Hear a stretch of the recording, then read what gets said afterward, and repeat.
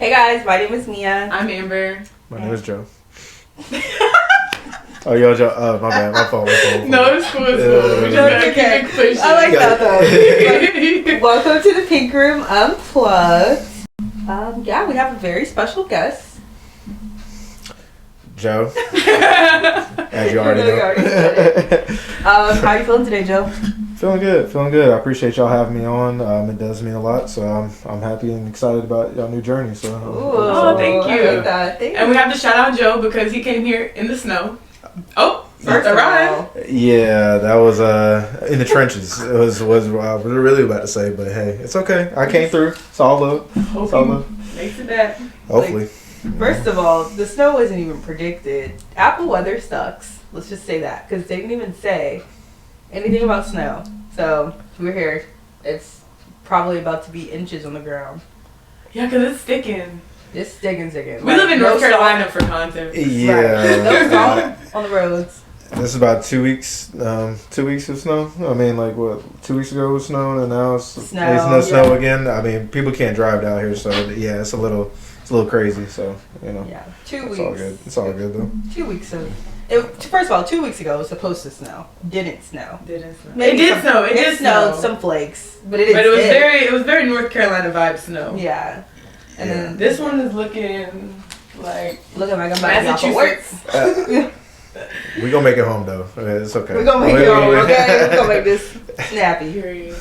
All right, let's start with our icebreakers. We ask these to all our guests. They're one word, rapid fire. First word that comes to your mind, you just say it, okay? All right. First one. If you could have any superpower, what would it be? Invisible. Describe yourself with one word. Charismatic. Calling or FaceTiming? FaceTime. What's the best form of potatoes? Like fries? Yeah, probably fries. Okay. You'll get $1,000 if this person answers your call. Who are you calling? Probably CJ. What's the best place you've ever been? Tulum. Least favorite ice cream flavor? I'm not a chocolate person.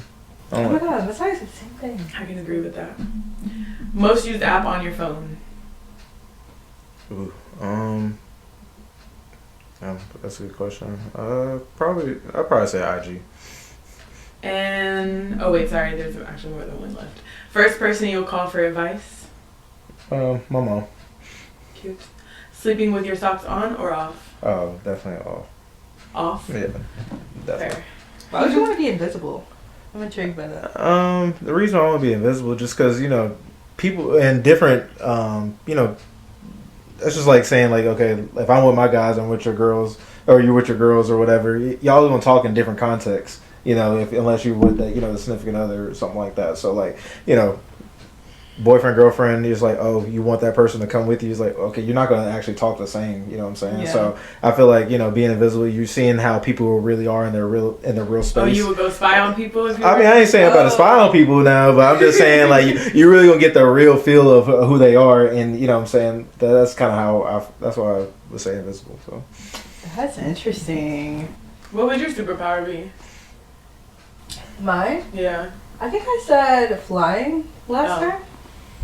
But I just be trying to get places. Like I don't want to be in traffic. Like that's why I want my movie Teleport. Yeah, I said teleporting or flying though. Because I'm like, teleport's good. I'm trying to get. Like I'm trying to save time. I'm not trying to be in traffic. First of all, I'm really not the best driver already. So like automatically, good God. Like, and she gotta make it home today in the snow. Luckily, because you can't stay here. No, I'm just kidding. It's like you got a whole couch. She got 2 bedrooms. Oh, right. A whole bed over there. It's my guest room. I got a guest room at her house and your house. Oh, you right. I'm crying. I do. Okay, girl. But anyway, sorry. Okay, so I have a question for you. What is a habit that you're glad you started or stopped?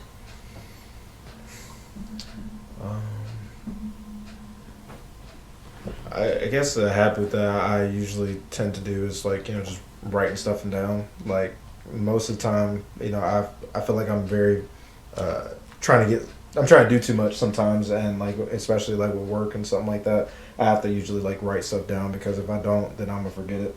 So that's kind of like one of my biggest things for myself, and just like based off of my job title and everything. If I don't write it down, or I'll just completely forget it.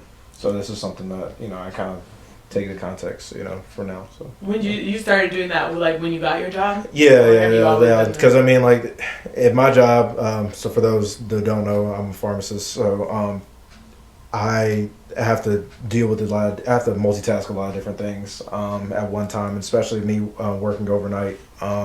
It can kind of get a little bit hectic sometimes, so I have to make sure that, hey, if this customer is asking me about insurance things and that I can't take care of right then and there, then I have to write it down. So I feel like I base it in my daily life as well, to kind of write stuff down, just because if I don't write it down in my notes or something like that, then I'm definitely going to forget it. And so I just feel like it kind of became something more of myself over time. And so that's just one little thing that I took over from work. So do you feel like I know you said you have to do that at work, but is that something that you have to do, like trying to balance, like, I guess your work life with like your regular life? Like, are there things you need to write down in order to make sure you get those done outside of work?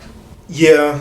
I mean, because like my mom would be getting on me because she'd be like, oh Joe, why didn't you I just told you this like 10 minutes ago, and I'm like, I forgot. Like, I don't know what to tell you. I'm sometimes I'd be a little bit scatterbrained just because I'd be trying to do too much, and I'll be like, oh, I gotta be over here, I gotta do this, I gotta do that. And once I kind of settle down and I feel like more comfortable, then I'll write it down, and then I'll be like, okay, I remember I need to do that and this and the third. So I mean, so little things that came from work, but all in all, I've definitely learned over time that it's gotten a lot better.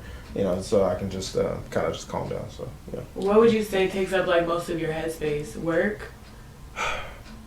Yeah, I think it was most. I wouldn't say no, because once I leave work, I'm done. Like I don't like taking. And you have like an interesting schedule, right? Yeah. Because it's like you're like on for a bunch of days and then you're off. Right. For a bunch of days. Right. Yeah. So currently I work 7 on 7 off overnight. 72 hours, so I work 10-hour shifts. So it can be a doozy, and especially just like right now, like I'm really trying to get my sleep back together. It's been hard, what I'm saying, and just working overnight stuff, and I definitely don't want it to affect my health, just being obviously already being black and stuff like that, and that demographic, high blood pressure, diabetes, things of that nature. I mean, it all can kind of come from not sleeping well. So so definitely, I mean, even if, even working daytime and stuff like that, I'm sure that we all have busy lives and things of that nature. But it's definitely important to make sure that you get your sleep. What are you doing to like manage that? Because if you work overnight, I imagine I don't work overnight. And it's hard for me to get my sleep. So I can't imagine like working all night and then trying to find a way to balance that. Yeah. I mean, obviously, I personally got, family stuff. My mom is not, is a little bit sick, so I try to help her out, my dad and stuff like that when I am around. So it's like kind of balancing out from helping her out, and then also just trying to make sure that I get my lunch and stuff like that I need, and and then obviously doing it again for the next day. So really, I mean, I have to take melatonin in order for me to like kind of go to sleep and stuff like that, which I mean, it definitely helps, but it's also it doesn't give me that. If let's say like I might go to sleep at 1 o'clock, I'm not really getting that full 8 hours of sleep like you really should do. Right. And it's definitely very important. Like I'm telling you, like after a while you'll definitely start feeling, and then you'll check your readings, like your blood pressure or something like that, and it might be elevated. Sleep is a very, very important thing when it comes to like just your overall health. So anybody listening out there, I mean, definitely make sure that you take care of your sleep, like for real. Yeah. So I mean, I guess as far as your organization, because I like that you are tending to write things down. Do you feel like that stems from like, because I mean, for me personally, like being in, I guess like a doctoral program or whatever the case may be, like there were so many things that had to be done, like not even just with work, but like, okay, I'm trying to balance an internship. Okay, like I have to get things done.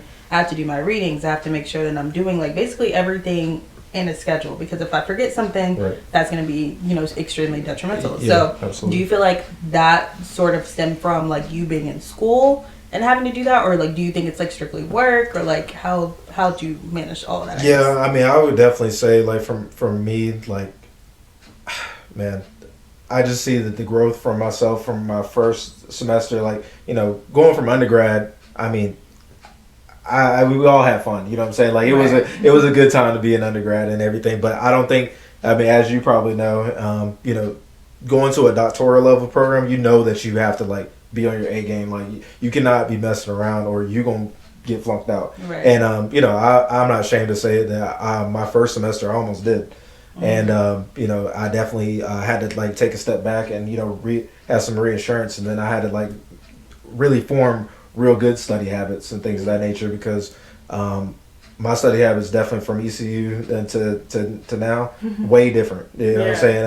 I had to learn how to do flashcards. I had to, you know, do study, like the small study groups to kind of help me out. So that's where it come the basis of like, you know, me writing stuff down. Just it kind of helped me out, you know, just to remember things I needed to do, and also it helped me retain information a lot better than than me just like kind of staring at a PowerPoint or whatever. You know, obviously, you know, thank God I ain't got to study no more. I ain't doing that. But you know what I'm saying? Just but I'm thankful for, you know, the lessons that I learned. So, you know, obviously, you know, just everybody has different learning patterns and everything like that. So, and just everybody kind of remembers differently. You know, obviously, you know, maybe you only need to see it once and you're good. You know what I'm saying? I'm not blessed like that.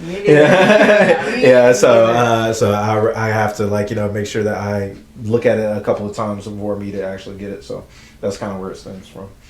Okay. Yeah, it's so funny because I feel like it's like it kind of forces you to just kind of like straighten up. Like once you get that like one bad grade or that one bad semester, it's just like you got to figure it out, and you got to figure it out quickly. Like it's not something that you can like gradually go through, because I mean you only have a limited amount of time there too. Right. So it's like it's so interesting because I feel like being at ECU, I would have never thought that could happen to me. Like.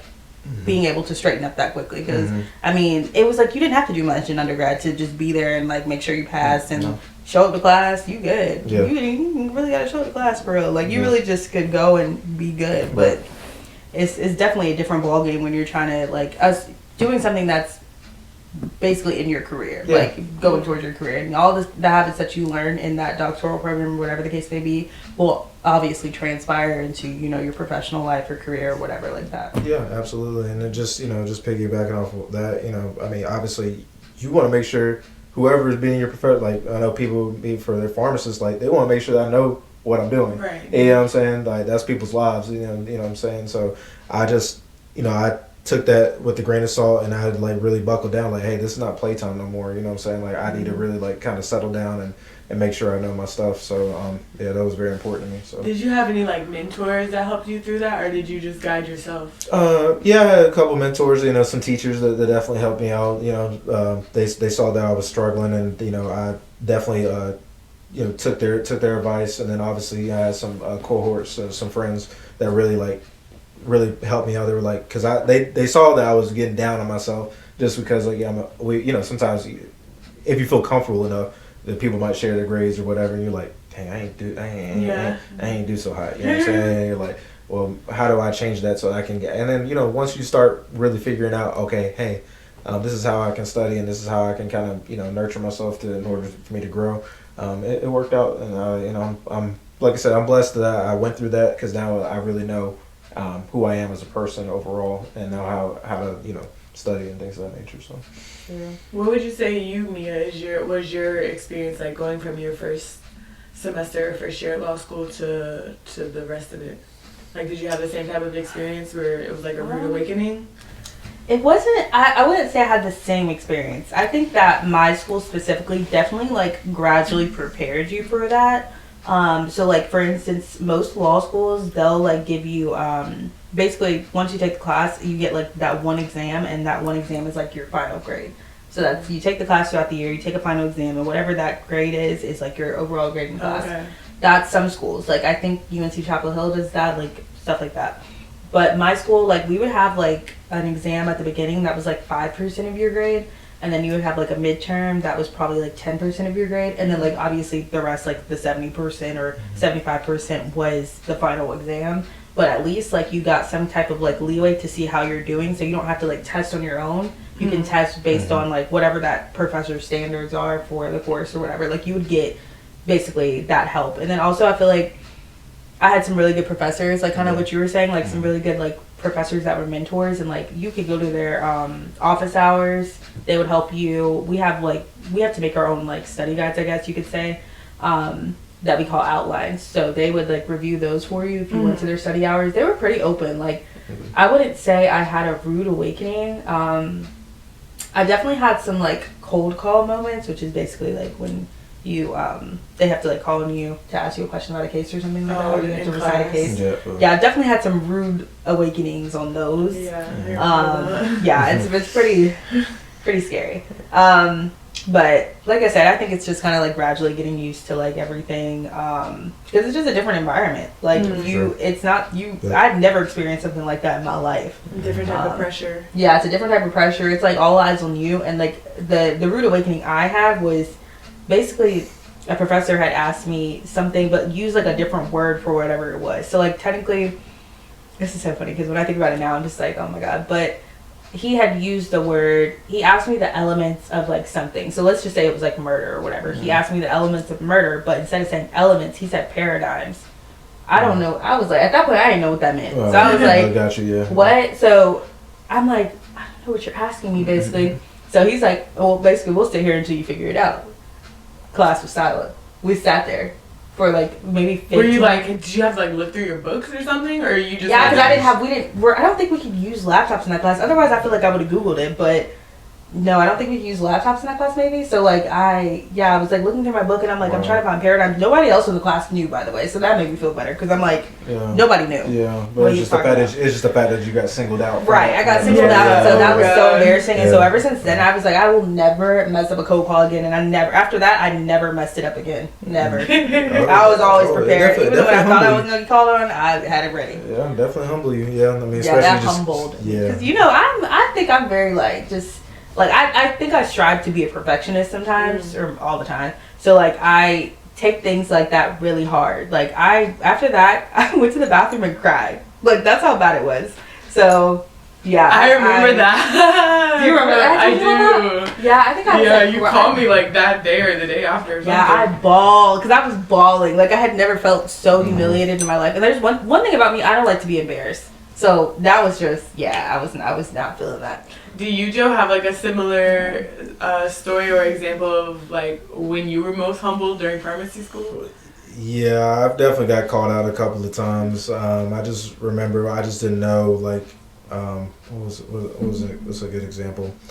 I think one of my teachers, she just called me out of nowhere and like she was like, hey Joe, do you know the cardiovascular system, like how to do the heart and everything? Oh yeah, come on up on the board and teach and show the class that.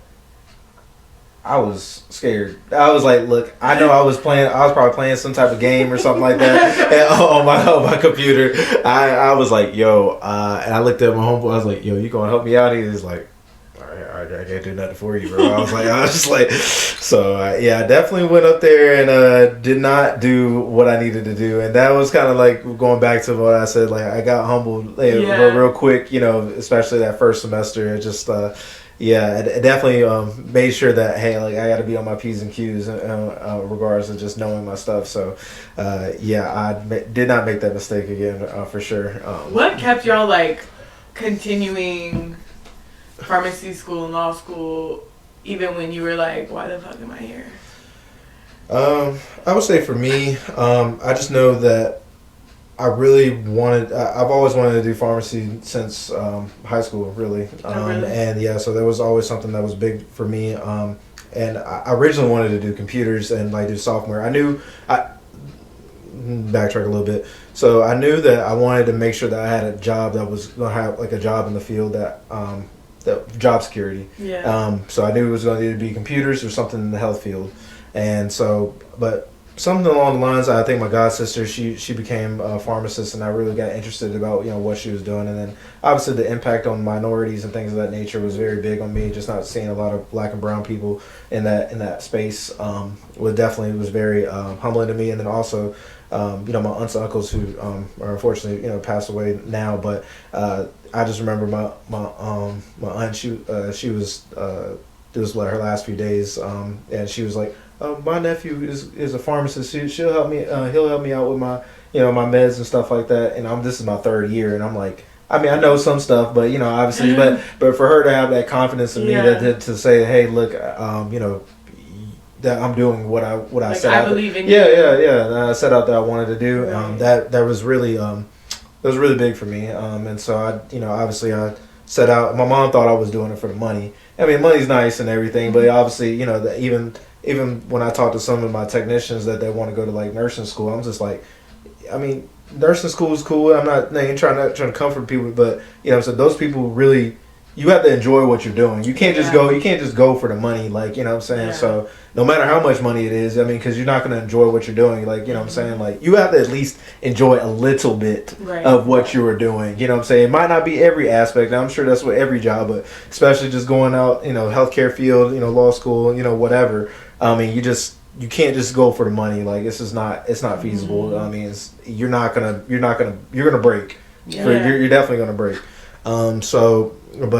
Anyway, you know what I'm saying, I just wanted to make sure that I was a representative, especially to the minority community, and I definitely feel like I do that, and especially just in my job now, even though I see people overnight, I try to help them out as best as I can, you know, with health insurance, or they have a question or something like that. Like, I really feel like I'm giving back to them, even if it is for just a small interaction. It's just it kind of warms my heart and makes sure that, you know, because what they teach us in school is, you know, the patient, and then you got the healthcare team. Everybody's for the patient. Mm-hmm. You know what I'm saying? So we have to do everything for them, and you know, it's not for our benefit; it's for their benefit. And so that's kind of my sense of thing, and that's probably one of the reasons why I really enjoyed, you know, doing community service. You know, through ECU, through high school, a lot of different service diplomas that I've done, you know, over the years. So just I really do enjoy that. Cool. Yeah, nice. I would say, I don't know, simply like I wanted that shit. Like, I wanted that shit bad. And it was like, I don't know. It's a different type of feeling when like you set out to do something and like basically like all odds are against you. Like, what are you going to do? Are you going to break, or are you going to stay the course? Like, stay, because you could do anything you put your mind to. And I think that's just kind of where I was. Like, it was like throughout the humiliation and throughout the embarrassment or whatever the case may be, like, I know I'm not a quitter. I know that. So what are you going to do? Like, you basically just got to do what you got to do in that circumstance. I feel like for me, like, I would always say, I think I always kind of said, like, I wanted to, like, be a lawyer or whatever the case may be. And then I think originally, like, I was so, like, involved with, like, BSU and basically like organizations that represented like minorities, that I really wanted to like pursue that going into law school or whatever the case may be. But then I just found like when I was going through the the courses, and like just different life things happening, like I want to be a person that can advocate for people that cannot advocate for themselves, is what I always say. Because I feel like as someone that's like a child, or like you can't really like represent yourself, that's what you have people like us for. Like people that do family law that can represent your interests even when you can't really articulate it yourself. You know, you want to be with mommy and daddy, okay, well I can help you do that. Or be like in whatever's in the best interest of, you know, the child, obviously. So I feel like that's kind of where I was like, I want to make sure that especially children are in environments that are safe and comfortable for them. And I think that's just that's what working in family law is all about. But I kind of discovered that maybe like my second year of law school, and then from there I just kind of stayed the course because it was like I had a motivation at that point, because like I had the motivation like going into law school as far as like dealing with minorities and such, but it obviously just kind of touched a different part of my heart when it happened to somebody that I really loved. So I think that's just kind of where that stemmed from. But I think it's just like about like he said, you have to enjoy what you're doing. Because if you don't enjoy it, or if you don't find some motivation or passion behind what you're doing, you're just gonna end up hating life. You're gonna feel like, why the hell did I do all of this for something I don't even enjoy? Like something I don't even. But it's nice to say to people, like, if I say, hey, I'm a pharmacist, you're gonna be like, oh my god, you're a pharmacist. Like, if I say, hey, I'm a lawyer, you're gonna be like, oh my god, you're a lawyer. Like, that's nice, but then what? You still got to do the real work at the end of the day. So, do you meet people like in your industry that you're like, oh, you join for like those reasons, like just to say you're a pharmacist or for the money or? Yeah, I mean, you definitely come across some of those people, but you know, at the end of the day, you know what I'm saying, like people can be money driven and like they really enjoy like, you know, what that job title can do for them, but you know what I'm saying, like there's been like just at my current, you know, or my current field employer, they, you know, you see people who are not pharmacy managers and then they might not last that long. You know what I'm saying? They were there, like, I mean, the money sounds good, but it's the stress of the job as well. Right. And so sometimes it just doesn't equate. And so you just got to like, hey, look, I gotta reconvene. I gotta just take a step back or something like that. So, you know, but overall, you know, I feel like most of the people who don't want to do that type of field work, you know, they go to the hospital or something like that, which is fine. You know what I'm saying? It's just, it's definitely a step, I wouldn't say a step below. It's just, it's a quality of life choice for sure, because, you know, my field of work or just being in retail, it's definitely stressful. I mean, it's sometimes, you know, the money, like I said before, the money's not always, it's not always the best thing. It's just like your overall quality of life should be your number one priority. And I think that, you know, my profession overall makes a decent amount of money where, you know, it's not needed, but you know, it's always nice to have at the end of the day too. What about yourself? Like, you just feel like, you know, what you kind of do you enjoy what you do, like in general? In this moment? No. That's fair. I just moved back to the country a few months ago, so the job I have now is the first job that I could get. Fair enough. Yeah. You know, you need money. I did enjoy what I did in Spain. I worked in education. I worked with children. I love working with children. I love being around children. I think they give me like a better perspective on life and like what it means to be a human and what it means to like go through the different developmental stages of life. So I really enjoy that. But my job right now is to put food on my table. For sure. I mean, it's but you know, ask me in 6 months. It's a stepping stone, and then, like I said, I always tell people, like, you know, as long as you're trying to do something better, like you're not just staying on your morals, you know, you're always, you know, trying to level up yourself no matter what it is. You know, that's the main thing, you know what I'm saying? Because I feel like I see a lot of people who are just, they're like, oh, okay, well, this is where I'm at, and I guess this is it. What, you know what I'm saying? Things, like, other than work, what other things do you do to, like, do what you just said, like to invest into your life outside of like work and your career? You know, I definitely, you know, obviously stocks, 401k, making sure that, you know, that those stuff are straight. You know what I'm saying? I think, like, you know, especially just people our age, we're not necessarily worried about that type of stuff, but we should though. And I try to read up on stuff like that. I'm real big into trying to get into real estate. That's my next biggest goal for myself. And to do investment properties and things of that nature. So I do a lot of reading on that. So I mean, it takes time, and obviously that takes money, you know, to get to that point. You know, God has blessed me with the house, which I'm very thankful for. But you know, so you know, now it's just like trying to rebuild that savings and everything back up. You know, obviously trying to furnish the house and things of that nature. But and now, you know, the money that I did have before, you know, staying with my peoples, I ain't got that same amount. I ain't got that same amount. It's a different feeling. It's like, dang, I can't go out here. And sometimes you know, like when we look at social media and stuff like that, and we all get caught up on it. You know, you see your friends going on all these different trips, and it's like, do you go to work? Like, like do you pay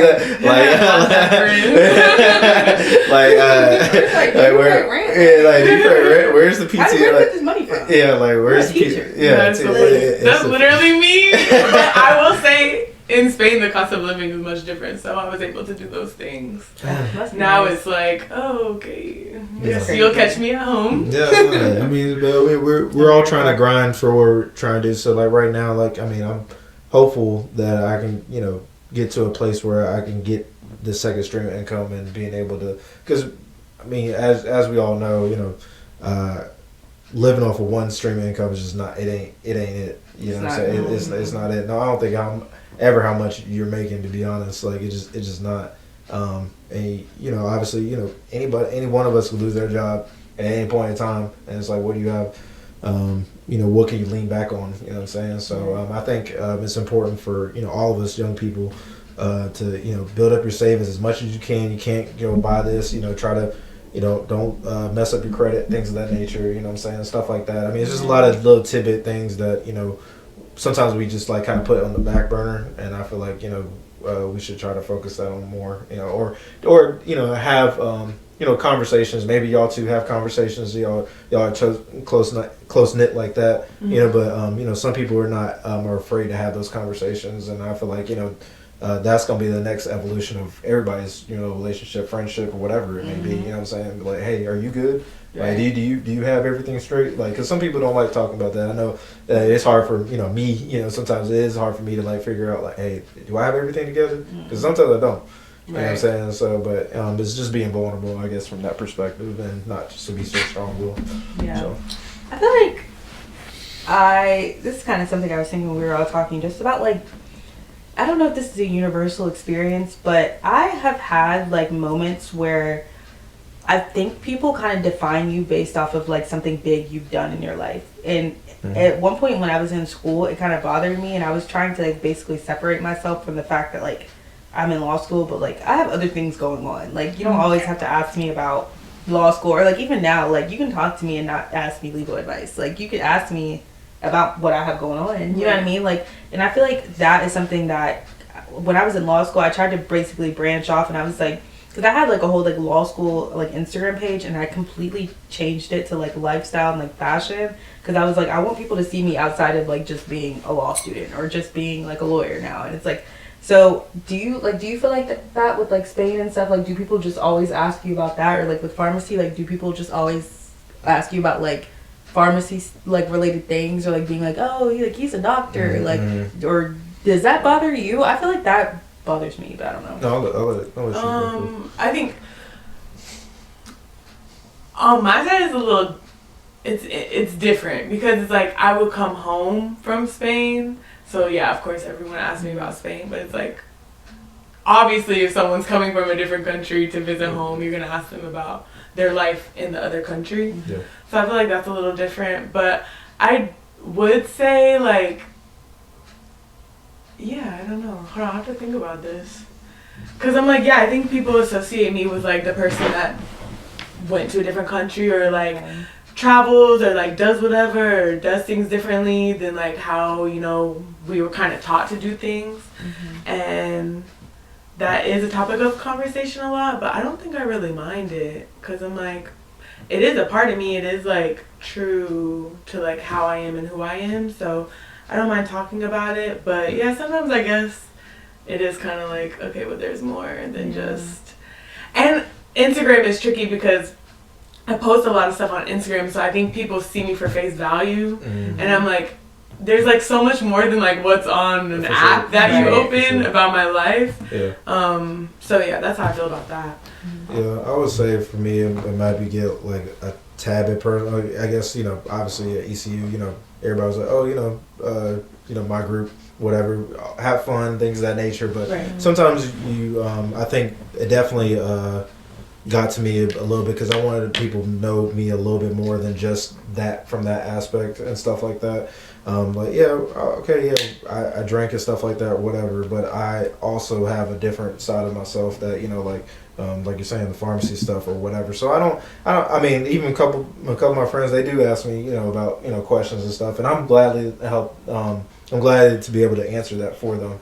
But, obviously, you don't want to be labeled as, one thing. You don't say you're more than, I'm pretty sure that's probably where you're trying to get at, that you're more than just, that thing, per se. And so I think it took a lot, out of me just to be able to, to try to diversify myself from, hey, this was ECU Joe, this is pharmacist school Joe, and now this is like, okay, this is the real Joe that I've kind of been building up to this moment, now, and I feel like I'm starting to get into my own thing, and I'm diversing myself in those different aspects, if that makes sense. So what do you do, like I know you talked a lot about your job and like different things you do financially to stay secure and abundant into your future. What else do you do like that's for you outside of anything dealing with money or your job? For me, I mean, I working out is definitely very important for me. Have you seen those rings closed? Oh yeah, rings got closed. Stairmaster about 45 an hour maybe, and I ain't like our boy Ant here. He's my man be on there for 2 hours. I like no. Yeah, 2 hours on the Stairmaster. Yeah, man, a little different, man. He's a little different, but hey, no. But yeah, I that's kind of my things I like to do on the side instead of just read about nerdy stuff like financial stuff, which is, I mean, I guess it is important, but it can be boring though too. So yeah. Because I wonder, like, where do we draw the balance? I definitely agree with you that it's like important to be prepared for the future financially and like know all the things you're talking about, because I don't know them and I want to know them. Yeah. But where do we have the balance of like also enjoying the present moment outside of finances? It's hard here too though, because we live in a country that's like really expensive and requires like a certain amount of money to live like a decent life, because we have to pay for so many things, like even basic human rights. So it is hard to like navigate, especially me coming back here. I'm like, whoa, it's like first priority is getting money, because without money, like there is nothing you can do. And I'm like, where is the balance of like enjoying life in the moment and for what it is outside of all of that, and then also keeping yourself prepared for the before I guess I kind of answered that, like what's the big difference? I mean, obviously I know there's lots of differences, but like from Spain, from here, like from what you gathered, like what I'm saying, like just I would like to hear about that. I would say like when it comes to like this topic, like finances and stuff, a lot more things are free or affordable. Okay. Things like healthcare, education, basic things that humans need to live decent lives. Yeah. Food prices are so much better. Food quality is so much better. Like the overall quality of life is significantly better than here. Also, people prioritize like their social lives, their hobbies. Here, the biggest thing about our country that I would say differs from Spain is our number one priority is making money. Okay. And our job. Okay. You ask anybody about anything and somehow their job is coming into the conversation. Yeah. Or like, what are your plans for your job? Or like, let me tell you my 5-year plan and like all this stuff, and it's always dealing with work. Yeah. Whereas there, it's like, they work, but they work so that they can live, whereas we live to work. Right. Yeah. So that's my biggest difference. That's what I love the most about living there, because I felt like I could have like an actual life and like enjoy it without being a pharmacist that works 1 million hours a week. You know what I mean? No. Because like without a job here that like makes good money, it's hard to like thrive. Right. Yeah. That's very true. Yeah. No. That's definitely very true. I mean, like, what do you? I guess. Let's just, because I feel like everybody has different comfortability. So what would be y'all's two different level of, like, what would make y'all feel comfortable, like, to be, hey, look, I don't need this, but what I'm saying, like, or like, I don't need that, like, per se. What would make, like, what's your comfortability thing? Like, what would be, hey, I'm good, I don't need anything else, I don't need help from my peoples or whatever. If you are, what I'm saying, like, what are you asking for, like a number? I mean, or like a state of living, like you mean like state of living. I mean, because I feel like money. I mean, like I said, I don't like talking people's financial stuff. I don't. That's too personal. But I just like what that's makes you. That's another cultural difference. Yeah, like. You did say that. Just talking about people. Yeah, in Spain they'll straight up ask you what you make, or how much you pay your rent, and it's like whatever. Yeah, but here we're very like private about our finances. Yeah, but I mean, I feel like you don't want to like discourage people about how much. I mean, it's just our culture. Yeah, in our culture, that's just like what is unacceptable and acceptable. Yeah. And that's just how. Yeah, I feel the same. When the first time someone asked me my rent, like, and I didn't even know them like that, I was like, Yeah. Okay, I guess I'll tell you. I mean, like, I think back when we were in Greenville, I remember somebody telling me that some rent was like $500 a month. I was like, well, I don't know anything about, because I didn't have apartment or anything. I stayed on campus and stuff, so I was like, oh, 500 sounded like it was good. Back down there. I mean, now it's like that's for Bellamy, I was paying like $3.95. What?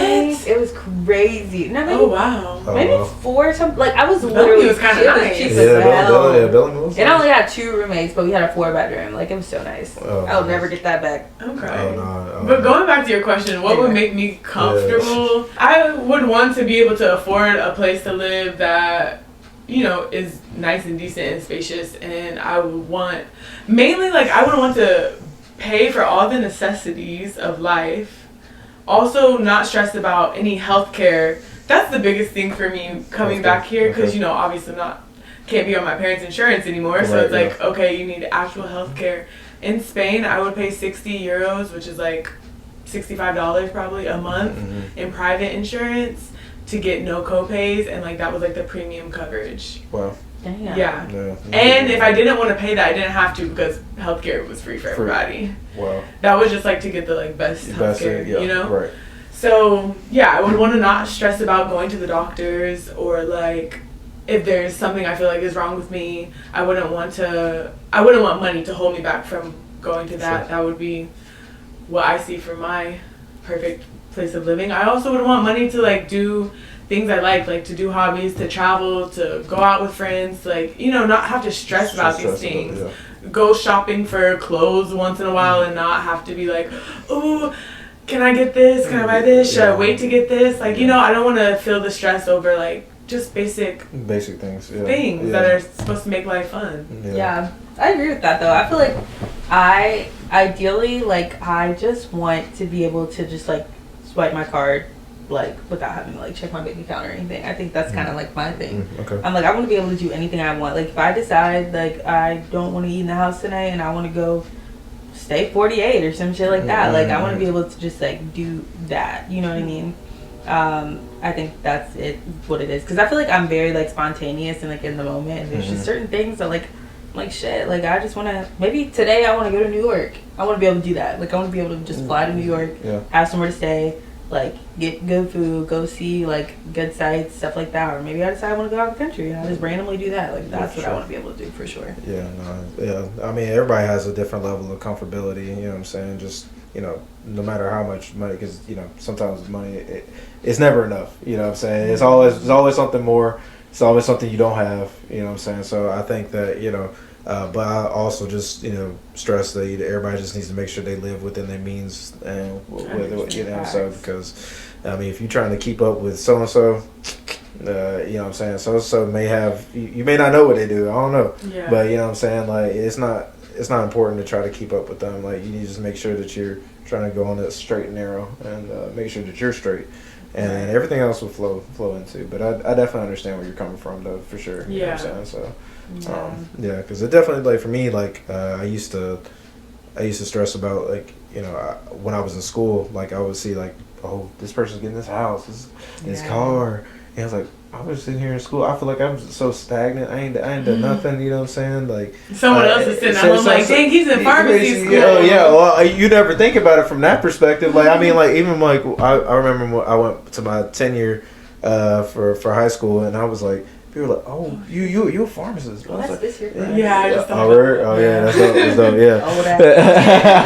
Old as hell, bro. Nah, but but I was they came and said, oh man, you a pharmacist now, this and third, and sometimes I don't really think of me as oh, doctor or whatever, because I mean, I feel I'm just a regular person or whatever, but yeah, just Joe. But I just but I appreciate that, because sometimes you just don't know what people know. You know what I'm saying? You don't recognize that that those people been following you around. Even though you might post every once in a while, they see what you're doing, and so they're supporting you. Yeah, they're supporting you on the low. You know what I'm saying? They might not talk to me every day or whatever, and I can appreciate that. You know what I'm saying? So it definitely means a lot.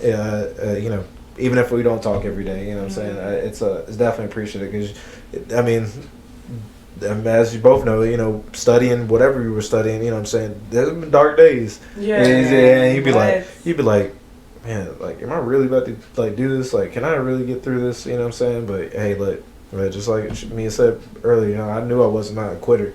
You know what I'm saying? So I just wanted to make sure that, you know, I was good to try to get through. So I feel like there's a lot of things, like, I mean, in life in general, but especially like with those types of programs, like, there's a lot of sacrifice that's made on the back end that a lot of people don't see. Like, there's a lot of, like you said, dark days. There's things that you wanted to do and you couldn't do because you're over here trying, you have a goal and you have things that you're trying to accomplish, and there's certain things, I mean, that's with life though. Like, there's things that, you know, you want to get a house, for example. There's certain things you got to sacrifice so you can save up this money to get your house or a car or whatever the case may be. Like, there's a lot of things in life that you have to sacrifice, and it might look like luxurious online or whatever the case may be, or like when you're finally able to show that off, but people don't appreciate the work that you put in to get there in the first place.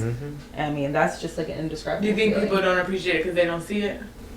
I think so, for sure, because I mean, like, social media is so highlight reel. Yeah, like, you will never, people aren't going to show that. People aren't going to show you. You ain't gonna never like, see the bad. You ain't gonna never see, you always gonna see the good, and that's with everything. Right, like, I wasn't going to show y'all that I had several panic attacks in law school. I wasn't going to show you that, but I showed you my degree. You know what I mean? Like, I showed you when I graduated. So, like I said, there's so many dark days, or like things you got to miss out on in life, and it's hard to describe like the type of sacrifice you have to go through to get, like, especially the things that you like really, really want in life. Yeah, I agree. Because sometimes sometimes I felt like I was like stretching myself thin to try to make stuff, and I couldn't make everything. And that like socially. Socially, like, you know what I'm saying, you're trying to keep a social life while going to school. I mean, that, like I said, it goes back to, you know, the third time brought it up. Like, I really was about to fail out because like I was trying to do too much. Yeah. And I was like trying to like go to everything like I was still an undergrad, and I wasn't. I was paying a gazillion dollars to go to the school that I went to, and, you know, trying to make sure that, you know, I was trying to, you know, further myself, but I was too worried about, I got to go back to, you know, undergrad to enjoy, you know, I'm like, that life was over. Yeah. But I was really trying to hang on to it, and it definitely did a detriment. But I mean, now that I see that, you know what I'm saying, like, and that's with anything, like, you're just not gonna make everything, and sometimes it's hard for me, you know what I'm saying, because I really do enjoy like being around people and things of that nature. That's like my outlet. I like hanging out with y'all, or, you know, whoever, you know what I'm saying. It's that's kind of my outlet. But once I can make that, it's like I had to realize, like, hey, like, you got bigger goals. They'll be, like my dad always say, there'll be another party, there'll be another something, whatever, you know what I'm saying. Like, yeah, you might not make it to that one, but there's always going to be something else. And I feel like, you know, that's, you know, even with, you know, your journey, trying to, you know, obviously level up from the job that you're at right now. You know, you just make your sacrifice now, and then you're gonna be like, I'm glad I made that sacrifice. Because sometimes it's hard to see when you're in it, and I definitely get that. You know what I'm saying? Because it's definitely. I think with any like long-term goal, you always have the fight of like instant gratification, or like, do I wait for what I really want? Right. Because any, you know, even outside of grad school, like any goal that takes a while to get, you're gonna have so many little things that you could do that are gonna make you happy in the moment, make you feel good in the moment, but then like take away from you achieving the goal that you're actually after. For sure. So that's definitely always a battle. Yeah, I feel like I specifically, like, there are certain things. I feel like you reap the benefits of a reward when you take the time to like you're patient with it. Because I feel like, for instance, like for me, I feel like I kind of rushed to move to Charlotte. Like, I was just like, I'm gonna take a job and I'm gonna get my like place together. Like, and I literally decided I was moving to Charlotte in February and moved in at the end of March. It was quick. I got here quick as hell. I was like, yo, and I'm like, you were probably like, what the hell? Yeah, I was like, you just agreed. And like, I wouldn't say I regret it, but I feel like I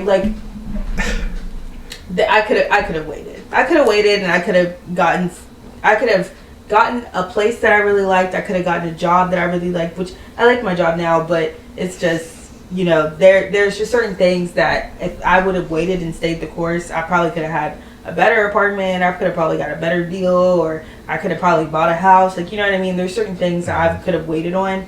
I could have been in a better location. It's just, I definitely rushed that decision, but but there's things in life that I didn't rush, and there's things in life that I actually like was patient for and waited for, and those are the things that I think I appreciate more.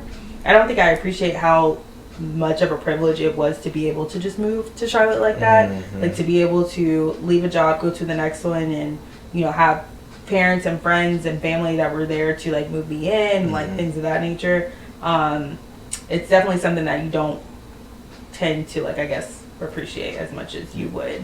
Yeah, 'cause, I mean, that's like, I mean, like when I meet like people who come out of town, like they take a job to come here in Charlotte or whatever, like, and especially like for you to make that sacrifice to go to Spain and that, and whatever, I know that took a lot, you know what I'm saying? Like, and I appreciate anybody, I like, saying that they say they're from out of town, they don't know nobody, I try to befriend them, and like, cause I'm like, I don't know if I could do that personally myself, like, just like, oh, I'm about to move up to Texas, whatever, even though Texas is nice, I might know a few people, but I don't know, like, you don't have the same network as you were, cause that, I mean, just like as she was saying, like, that family, that they not there, to help you move in or whatever, what I'm saying, like emergencies may pop up and stuff like that. So, I mean, hey, shout out to the people who take a job and they do what they got to do to kind of make that money or whatever. Because man, that's a sacrifice, man. Yeah, I think my experience definitely made me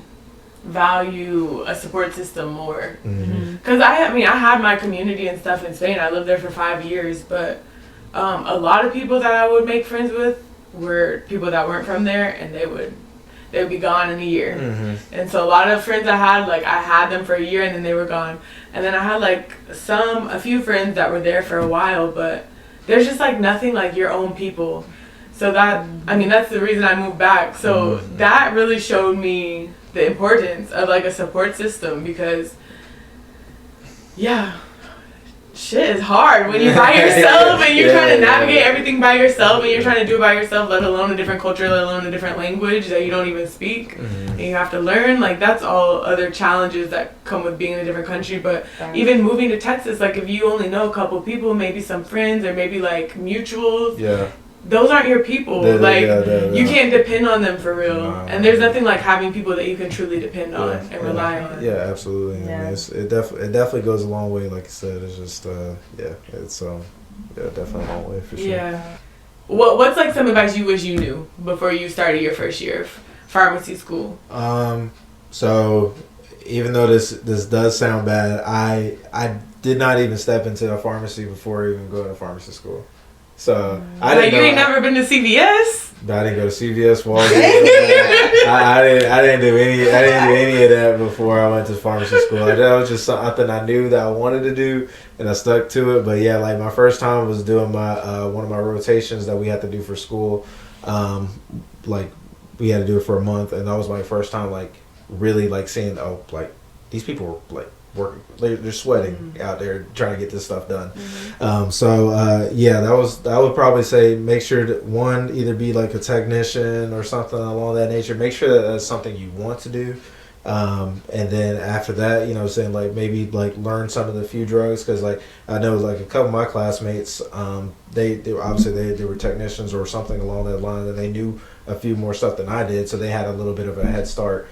And another thing that's shocking, I'm sure the same thing to you, is like you didn't realize that how many people were like doing a 180 about their jobs. Like they may have been a teacher or like or they were like something completely different, and it's just like wow. Or they might just be obviously older. What I'm saying? Because y'all went in right after undergrad, so you were just like I'm thinking like everybody's about to be the same age. No. I mean, like you got people from just different characters, just like different age groups. So like trying to mesh and blend, with that. Like people actually experience life, like have kids, kids, 50s, class, and it's like, damn, I just got here, I'm 42. I just got here. My brain ain't fully developed. My frontal lobe is not here. I was like, man, and I know that took some sacrifice to go back to school and do what they had to do to get to, and a couple of my friends, shout out to them, they went to PT, OT, whatever, school, and that they did a PA, did they stuff, and after the fact, and they got, I'm sure that they appreciate that, but obviously I just didn't realize that, just the age gap difference and stuff like that. I really just thought that everybody was about to be the same age and we were all just moving along together, but kind of thing. But yeah, I would definitely just make sure that it's something that you want to do. It's like I said, don't do it for the money. It's nice, but at the same time, it can't be the end all be all. It's just not. It's not gonna. You're just not gonna make it. Right. Sure. But yeah. Well, thank you for your insight. Oh yeah, no, thanks for coming to talk to us. No, I appreciate it. Thank y'all for having me. I know this is gonna blow up. You know what I'm saying? Yeah. And for the podcast, I appreciate what y'all doing. You know what I'm saying? Like, the consistency that y'all have. You know what I'm saying? It's gonna take y'all far, and I wish nothing but the best. So thank you. Thanks, Joe. That was really sweet. Thank you. No, absolutely. All right, guys. Well, tune in for our next episode. Like I said, we'll be dropping weekly every Thursday. If you have any suggestions, comments, or anything, put them below. Other than that, or send them to our DMs because I know some of you guys are listening. Other than that, tune in for our next episode. See you next week.